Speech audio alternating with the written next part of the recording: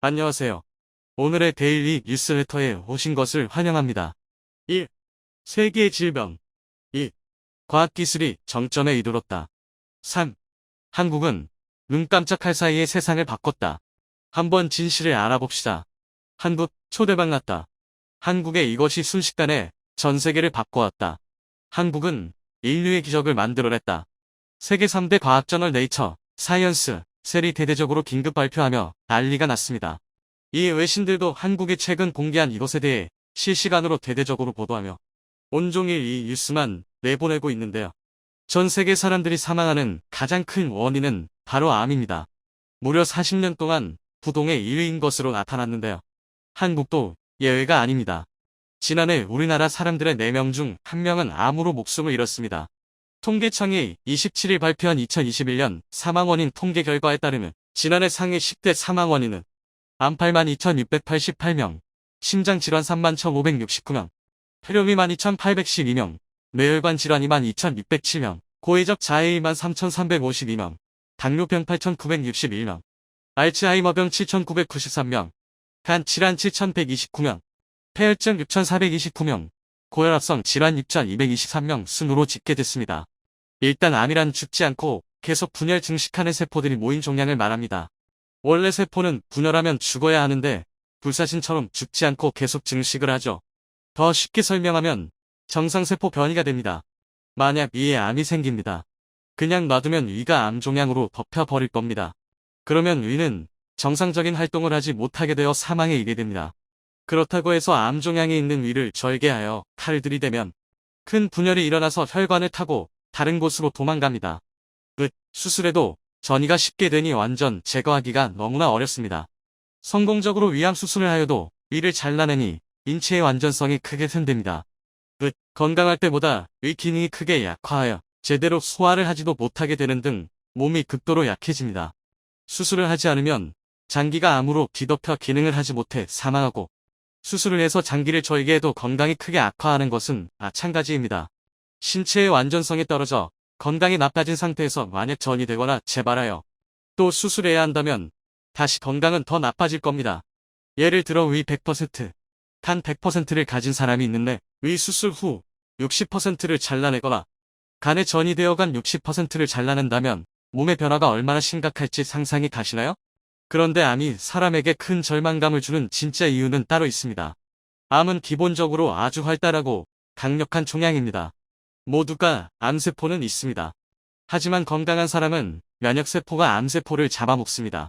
그런데 건강하지 못한 사람은 면역체계가 활동하지 못해 암세포가 암종양이 되나. 그런데 건강하지 못해 암종양이 생긴 사람에게 건강한 것이 있으니 바로 그게 암입니다. 무슨 말이냐면 암은 아주 활달하고 강력한 종양입니다. 암이 위에 있다면 위는 맛이 같습니다. 하지만 이 암종양은 아주 건강하죠. 여기서 사람을 미치게 만드는 것은 암이 있어 잘 먹어야 낫는다는 확신을 가지고 잘 먹는다면 암이 이 영양분을 아주 맛있게 먹는다는 겁니다. 그리고 암이 먹다 남은 것을 우리의 정상적인 몸이 먹는다는 것이죠. 그래서 화가 나서 영양 섭취를 줄이면 암종양은 굶지 않습니다. 우리 장기 즉 우리 몸이 가지고 있는 영양분을 빼앗아 와서 먹어버립니다. 그러면 사람은 말라 죽습니다. 즉 정상적인 사람은 많이 먹으면 살이 찌고 굶으면 살이 빠집니다. 그런데 암이 걸린 사람은 많이 먹으면 정상 몸매이고 굶으면 살이 빠지다 못해 해골처럼 되어갑니다. 살자고 먹으니 암에게 영양분을 제공하는 형상이고 굶자니 다른 장기나 신체의 영양분을 빼앗겨 면역력은 더욱 약해집니다. 그래서 결국 암이 생기면 암의 직접적 작용으로 장기부전 굶어서 장기부전으로 사망하는 겁니다. 항암치료가 있지만 문제가 큽니다. 거의 모든 항암치료는 최고의 독성을 인체에 투입하는 겁니다. 먹을 수도 있고 마실 수도 있고 방사선처럼 할 수도 있습니다. 그런데도 항암치료라도 어쩔 수 없이 하는 것은 수술을 한 경우 남아있을 암세포나 작은 암종양을 파괴하기 위해서이고 수술을 못할 경우 암종양을 파괴하거나 암의 확장을 늦추기 위해서입니다. 그런데 이 너무나도 강력한 항암제는 정상적인 세포마저 파괴시킵니다. 그러면 몸의 장기 기능은 떨어지고 장기부전이 오죠. 이 때문에 전 세계 수억 명에 달하는 이들이 매일매일을 고통과 극심한 공포 속에 살아가고 있는데요. 놀랍게도 바로 한국이 이를 한방에 해결할 엄청난 발표를 했습니다. 국내 연구진이 폐암세포의 성질을 바꿔 전이성 폐암을 치료 가능한 폐암세포로 되돌리는 원천 기술을 개발했습니다. 암세포는 초기에는 전이 능력이 없지만 기존 약물로 치료되지 않고 악화하면 전이 능력을 갖추게 돼 다른 장기로 퍼집니다. 연구진은 폐암 유전자들의 상호관계를 분석하는 컴퓨터 시뮬레이션을 정립하며 전이 상태의 폐암세포를 치료 가능한 상태로 되돌리는 핵심 유전자 3개를 찾아냈습니다. 김남희 카이스트 박사과정생은 유전자 네트워크의 전이능을 가진 폐암세포에 관련된 표현형 인자들을 대입해서 대입한 표현형 인자들이 다시 전이능이 제거된 세포 상태로 바뀌는 유전자들의 조합을 컴퓨터 시뮬레이션을 통해 찾아냈다 전했습니다. 이렇게 발굴한 유전자 3개를 실제 인간 전이성 폐암세포를 대상으로 실험한 결과 전이성 폐암세포가 치료 가능한 폐암세포로 전환되는 것을 확인했습니다. 원발병 장기인 폐는 물론 전이된 다른 장기의 암세포도 치료 가능한 상태로 되돌릴 수 있다는 설명입니다. 연구진은 이번 연구는 폐암세포를 사멸하는 기존 치료 방법이 아니라 암세포의 성질을 변화시켜 치료한다는 점에서 의의가 있다고 설명했습니다. 조강은 카이스트 교수는 암가역 화형 구성과 치료는 암세포를 죽이지 않고 성질만을 변화시킨 것이기 때문에 정상세포에 미치는 영향이 거의 없고 안전하게 암을 마치 당뇨나 고혈압처럼 만성질환으로서 관리하면서 건강 수명을 계속 유지하는 새로운 개념의 치료 기술이다 전했습니다.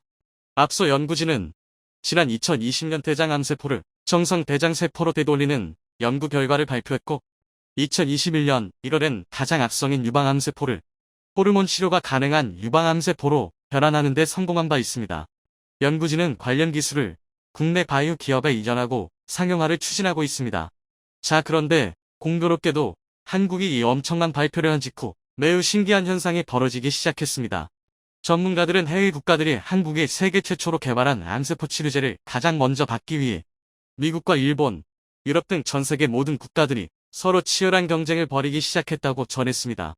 한국이 이번에 개발에 성공한 암세포 치료제를 상용화한다고 해도 1년에 생산할 수 있는 규모는 한정적이기 때문에 그것은 일본 또는 한국에 속해 있습니까? 번호표를 가장 늦게 받는다면 수년에서 최대 10년 이상도 기다려야 하기 때문입니다. 미국 의사협회도 최근 들어 갑자기 미국 의사들을 한국으로 유학 보낼 것이라며 한국의 의료기술이 세계 최고임을 알렸습니다. 암치료 기술뿐만이 아닙니다. 한국 의료기술은 세계 최고 수준으로 급성장했는데 치과도 마찬가지입니다. 영국에서는 영국 대학병원보다 수준 높은 한국 국내 치과라는 제목의 일화가 매우 유명합니다. 내용은 이렇습니다. 영국으로 유학을 간 A양은 오른쪽 어금니가 아파한지 대학병원 치과를 찾았습니다.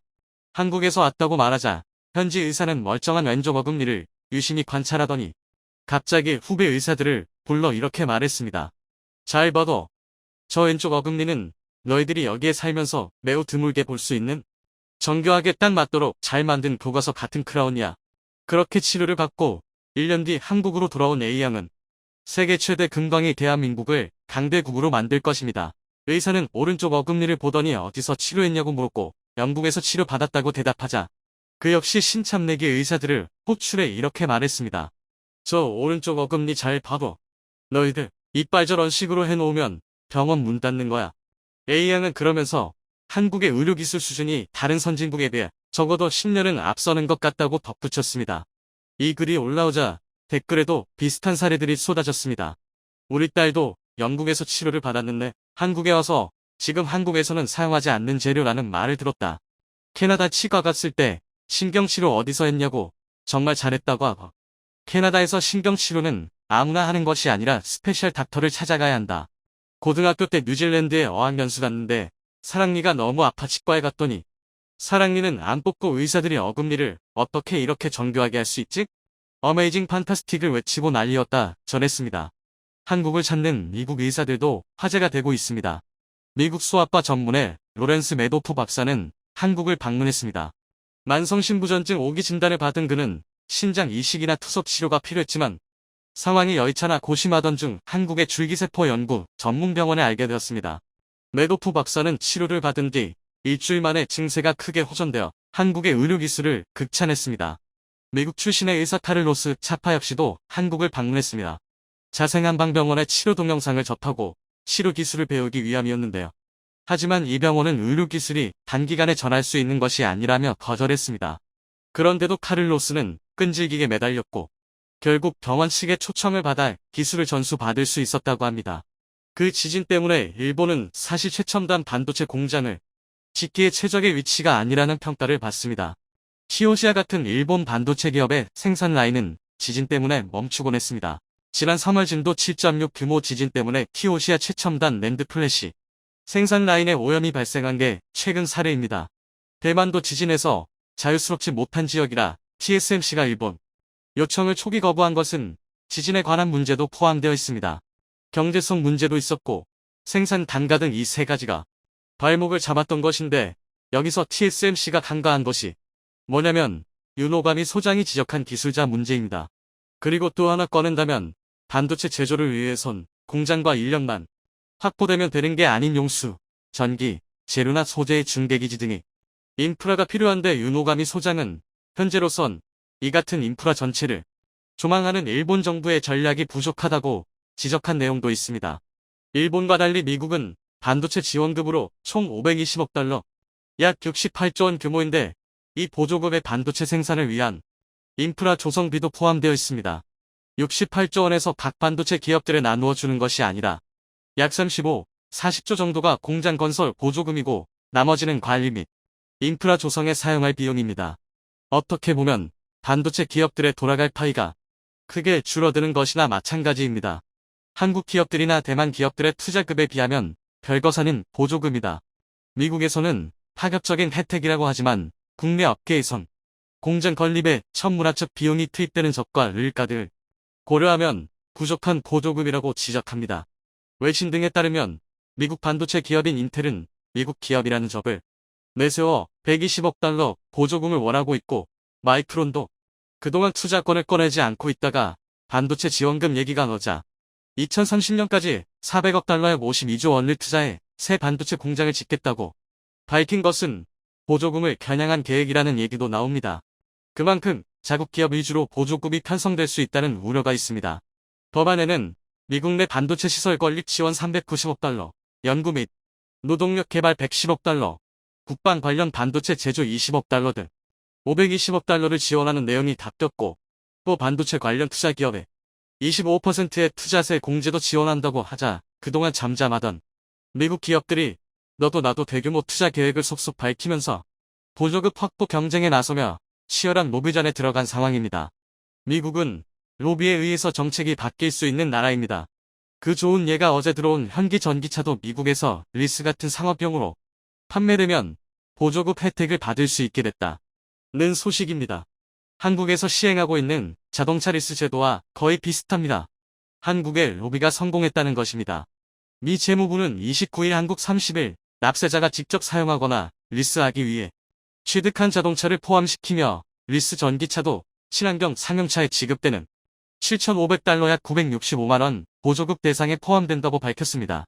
통상 트럭, 버스 같은 상용차 범위의 리스나 렌터카, 승차 공유 차량을 포함시켜 달라는 정부 및 현대차, 기아의 요구를 수용한 것으로 풀이됩니다. 따라서 보조금을 받을 수 있는 물꼬가 트이면서 최악의 상황을 면하게 됐다며 화냈습니다. 또 재무부는 백서에서 한국 측 요구인 모든 광물 및 부품 가격을 기준으로 보조금 대상 배터리 광물 및 부품 비중을 산정할 가능성에 대해서도 긍정적으로 검토하고 있다고 밝혔습니다. 한국을 직접 겨냥해 노골적으로 한국의 요구를 들어주면 안 된다고 강하게 주장했던 민주당 상원의원 조 맨치를 무색하게 한 것입니다. 이는 맨치 의원의 향후 정치적 입지를 약화시킨다는 분석도 있습니다. 이에 대해 로이터 통신은 이번 발표는 한국의 요구가 적용된 일부 자동차 기업의 승리라고 평가했고 월스트리트 저널 WSJ도 미국이 동맹을 달래기 위한 움직임에 나섰다고 분석했습니다. 이게 미 행정부를 움직이는 로비의 힘입니다. 제가 이 부분을 언급한 것은 애플의 로비에 의한 힘 때문입니다. 이 부분은 나중에 다시 설명하겠습니다. 미국이나 유럽 기업이 중국이나 아시아 지역에서 생산을 하려고 하는 이유는 단 하나, 생산 단가 때문입니다. 물건을 싸게만 들어야 경쟁력이 생기는데 자 국내에서 비싸게 만들면 판매가 수월하겠습니까?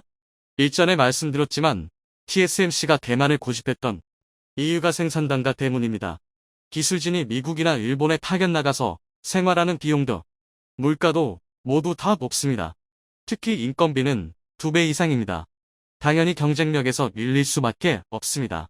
현재 LG에너지솔루션의 미국 배터리 공장에서 결성된 원원 공장 노조는 첫 입단협에서 현재 시간당 10달러 약 12,680원 중반에서 20달러 약 25,360원 중반 수준인 노동자 임금을 시간당 32달러 약 4만원 수준으로 올리는 방안을 요구하고 있는 것으로 알려져 있는데, 이는 미국 자동차 부품업계 최고 수준입니다. 또 이번 노사 협상 결과에 따라 미국 테네시주와 미시간주 등에서 가동을 시작할 다른 공장 임금에도 영향을 줄 수밖에 없고, 이런 인건비는 배터리 가격 경쟁력 하락으로 이어질 수 있습니다. LG엔솔은 인력 채용에서 어려워하고 있는 와중인데, 노조가 업계 최고 수준의 시급을 요구한 것은 이런 분위기를 알고 있고, 미국 인플레이션 감축법에 따라 미국에서 생산할 수밖에 없다는 약점을 알고 협상안을 꺼낸 의도라고 생각됩니다. 한국 1급 수준에서 최대 3배를 달라고 하는 겁니다. 따라서 주정부가 주는 인센티브에만 관심을 가질 것이 아니라 지역 및 노조의 분위기를 사전에 파악했어야 한다는 게 업계의 지적입니다. 조지아주에 있는 현대 자동차 공장의 경우 초기 설립 때 그 지역은 쓰러져가는 소도시였습니다. 그런 지역에 자동차 생산 공장이 들어선다고 했을 때 그 지역의 시민들은 쌍수를 들고 환영했습니다. 그리고 자동차 생산 공장에 필요한 인프라가 대거 들어섰고, 따라서 죽어가는 지역의 경제가 다시 살아나면서 지금은 잘 사는 지역으로 바뀌어졌습니다. 그들은 감사해했고, 그리고 지금까지 그런 갑정으로 노사 간 화합을 이루면서 서로 간 상생하고 있습니다. 부지 선정에서 그런 측면도 일부 고려되었다면 그런 턱없는 E급 인상을 요구하는 노조는 나오지 않았을 겁니다. 따라서 미국이나 일본에서 생산하는 제품은 그냥 그 나라에서만 소비하게 할 수밖에 없습니다. 그냥 그 나라에서만 소비하게 할 수밖에 없습니다. 타국에 수출하기가 어렵다는 얘기고, 그런 부분 때문에 삼성전자는 미국의 반도체 공장을 건설하는 것도 미국 수요에 알맞게 짓고 있습니다. 미국의 그 정도 공장들을 건설하면 한국 내의 평택 단지 확장 계획을 축소해야 하는데, 오히려 더 유차까지 늘리는 것은 미국을 제외한 한국 수요와 유럽을 겨냥한 수요 때문입니다. 최근 유럽에서 삼성 반도체를 유치하기 위해 안간힘을 쓰지만 아직 삼성전자에서 확답을 해주지 않고 있는 게 생산 단가에 의한 지역적 환경 때문이라는 게 업계의 얘기입니다. 유럽연합EU는 지난해부터 삼성전자에 유럽에 반도체 공장을 지어달라고 요청하고 있습니다. 최근엔 독일 대통령, 스페인 총리 등이 연이어 삼성전자를 찾아 공장 유치 활동을 벌이고 있지만, 삼성전자가 행동에 나설 가능성은 현재로선 희박하다는 것이 업계의 전망입니다. 그런 삼성과 달리 TSMC는 독일 드레스덴을 유럽 공장 후보지로 법도하고 파운드리 공장을 짓기로 했고, 인텔은 지난해에는 유럽에 파운드리 공장을 지으려면 200억 달러를 예상하면서 유럽연합의 지원을 요청하다가 지난 3월에 이 같은 계획을 수정해 앞으로 10년 동안 800억 유로 약 110조를 투자해 유럽에 반도체 생산과 연구기지를 세우겠다는 계획을 내놓았습니다. 인텔이 30%가량 투자하고 나머지 70%는 유럽에서 투자하라고 했습니다. 유럽연합도 긍정적으로 받아들이면서 성사될 듯이 보였지만, 유럽연합의 움직임이 달라지자 인텔은 우선 이탈리아의 자동차용 반도체 공장을 설립하는 것으로 지난 9월 발표한 바 있습니다. 그러나 지난 11월 변수가 생겼습니다. 유럽연합의 회원국은 430억 유로 약 60조 원가 들어갈 역내 반도체 산업 육성 계획 추진에 합의한 것입니다. 인텔의 요구대로라면 유럽연합이 80조 원 이상을 보조금으로 지급해야 하는데, 그럴 바에는 자체적인 반도체 산업을 육성하겠다는 뜻입니다. 그에는 실질적으로 얻는 것은 크지 않다는 이유도 포함되어 있습니다. 거기에다 자동차용 반도체의 지원 대상 포함은 허용하지 않기로 했습니다.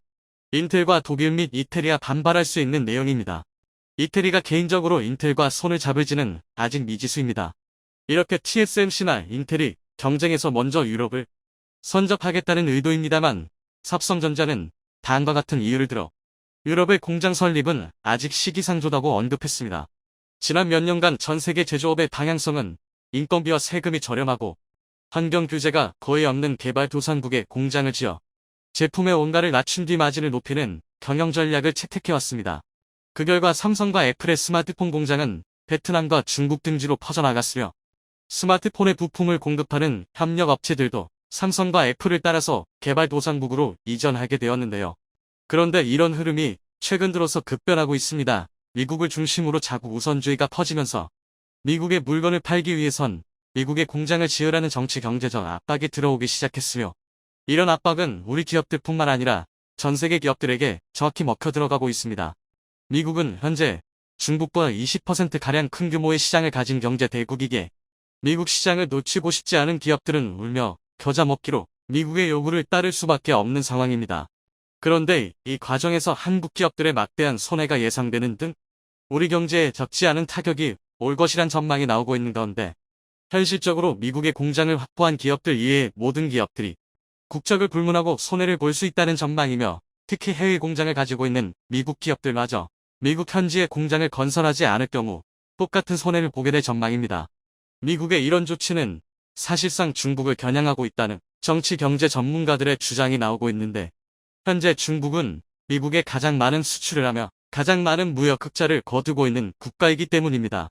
이런 기조는 지난 20년 이상 이어져 왔기에 현재 중국을 군사경제 대국으로 만들어준 곳은 다름 아닌 미국이라는 비판이 나오고 있는데요. 미국은 이런 중국을 견제하기 위해 각종 첨단 산업에서 사용되는 중국산 원재료와 가공품을 원천 차단한다는 입장입니다. 대표적으로 전기차 배터리에 필요한 원재료의 상당수는 중국의 시장 주도권을 쥐고 있습니다. 이로 인해 전 세계의 친환경 정책 속에 중국이 가장 큰 이익을 얻게 되는 아이러니한 상황이 나오고 있으며, 우리 기업들도 중국산 원재료에 대한 의존도가 상당히 높기에 미국의 이번 정책에 큰 타격을 받을 것이란 전망이 지배적이었지만, 한국은 역사적으로 위기를 기회로 만드는 능력이 뛰어나 이번 위기도 헤쳐나가는 것은 물론 오히려 새로운 도약의 기회로 삼으며 글로벌 자원시장에서 독점적인 위치로 올라선다는 소식을 자세히 알아보겠습니다. 지난 8월 미국의 중간선거를 앞두고 바이든 행정부는 다급하게 인플레이션 감축법 이라 법안을 제정하면서 국내 자동차 업체로는 현대기아의 전기차가 가장 큰 타격을 받을 것으로 예상되었습니다. 현대기아 전기차는 대부분 한국에서 생산되어 미국으로 수출되고 있으며, 다른 일본이나 유럽산 전기차는 현재 미국 시장에서 존재감이 없는 것과 비교해 한국의 전기차는 테슬라에 이어서 미국 시장 점유율 2위를 기록하고 있습니다. 다른 어떤 전기차보다 빠르게 성장하면서 시장을 장악해가고 있었기에 이라 법안이 조금씩 완화되는 움직임이 포착되고 있습니다. 우선 올해 안으로 시행이 예정된 일정이 내년 3월으로 전면 연기되었고, 여기에 현대차에겐 전기차 리스 분야에서 보조금을 100% 지급한다는 조항을 포함시켜 국내 전기차 업계가 이라 걱정을 한숨 덜었다는 평가가 나오고 있습니다. 미국 자동차 시장에서 리스 비율은 40%에 육박하며, 전기차를 리스로 구매할 때 친환경 보조금을 100% 받는다면 현재 40%의 리스 비율이 훨씬 더 늘어날 가능성이 있습니다. 이렇게 절반가량의 걱정을 덜은 한국의 전기차 업계는 미국의 일화에 대응하기 위한 원자재를 공격적으로 확보하고 있습니다. 현재 국내 배터리 업체인 LG 에너지 솔루션과 포스코 등 많은 기업들이 미국, 호주, 캐나다부터 칠레, 아르헨티나까지 배터리에 필수적으로 필요한 원자재, 공급망을 확보하고 있습니다. 호주에서는 5년간 5만 톤 이상의 수산화 리튬을 공급받는다는 계약했고, 캐나다에서는 31개 핵심 광물에 대한 양해각서 MOU를 체결했습니다. 이어서 포스코에선 아르헨티나에 리튬 호수에 대한 소유권과 개발 권한을 확보해 연간 12만 톤이 넘는 수산화 리튬을 생산할 수 있게 되었습니다. 포스코 측에 따르면 해당 MOU엔 1,500만 톤가량의 리튬이 매장되어 있는 것으로 확인되었으며, 전기차 배터리 4억 개가량을 생산할 수 있는 분량입니다. 얼마 전 리튬 공장 준공식을 마친 아르헨티나 옹브레 무에르토 호수엔 염분과 불순물로 다른 생물이 살 수 없지만 상당량의 리튬이 함유되어 있습니다. 한국식 염전의 방식으로 호수물을 끌어와 증발시키면 기존 호수물보다 4배, 5배가량 농축된 고농도의 리튬 용액이 만들어지고, 여기에 포함된 나트륨, 칼슘 등 불순물을 제거하여 전기차 배터리에 사용할 수 있도록 가공하는 과정을 거칩니다. 현재까지 확인된 매장량 규모로 봤을 때 한국에서 사용되는 배터리와 수출하는 배터리를 합쳐 100년 이상 사용할 수 있는 리튬이 존재하며, 2030년 한국의 리튬 생산 규모는 세계 1위까지도 노려볼 만하다는 소식입니다. 특히 미국의 일화로 배터리 소재의 탈중국 현상이 가속화되어 중국은 매장량이 많아도 이를 주문하는 업체가 없게 되어 더 이상 원자재를 생산하지 못할 가능성이 큽니다. 게다가 포스코의 리튬 호수엔 아직까지 탐사가 안 된 부분에서 채산성이 있는 리튬 매장지가 계속 확인되고 있기에 앞으로 이곳에 묻힌 리튬 매장량은 대늘어날 것으로 보입니다. 그런데 여기에 한 가지 문제가 있습니다. 아르헨티나는 미국과 FTA를 맺지 않고 있어 배터리 보조금 지급 대상 국가에 해당하지 않습니다. 물론 한국이 확보한 호주와 칠레의 리튬 광산의 경우는 미국과 FTA를 맺고 있어 보조금 지급은 물론 이라 기준을 충족하지만 아르헨티나보다 채산성과 생산량이 부족하며 현지 정부에 납부해야 하는 로열티나 세금도 비교적 높은 것으로 알려졌습니다. 아르헨티나의 경우 포스코 측에서 리튬을 생산해 수출하게 되면 3%의 로열티를 지불해야 하지만 칠레는 20% 수준의 로열티를 지불해야 하기에 매장량과 채산성 그리고 수익성 측면에서도 아르헨티나의 리튬 호수를 활용해야 합니다.